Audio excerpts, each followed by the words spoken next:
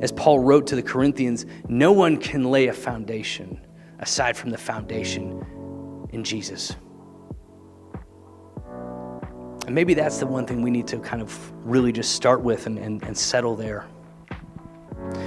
Because, even like if you've been showing up to church all your life, or heck, however long you may have been a follower of Jesus, don't ever think that you don't need to hear the gospel for yourself.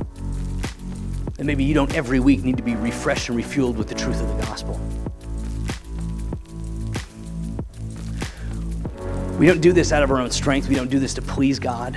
We can't, right? We failed before we started. But the gospel tells us that in spite of all the brokenness of our hearts, and in spite of all the things that we've done wrong and the things that we failed at, the mistakes we've made purposefully and accidentally, in spite of all that, God's love is unconditional. We see it expressed perfectly that Jesus died for us, died in our place, perfectly innocent.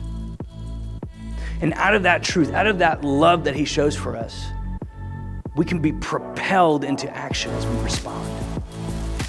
We need to remember that every week. And we need to be filled and just like literally like a cup pouring over with God's love. When we feel loved by God, that allows us to go to other people and say, God loves you as well too. He has great love for you. He wants to change your life. He wants to change how you live. He wants to change how you see the world. He wants to change how you see yourself. He wants to do so much through you because he loves you in spite of the fact you don't deserve it. And I don't love you because you're a great person. I love you because God loves you. And with that kind of mentality, God's kingdom advances, breaks down the brokenness, the evil, and the darkness of this world.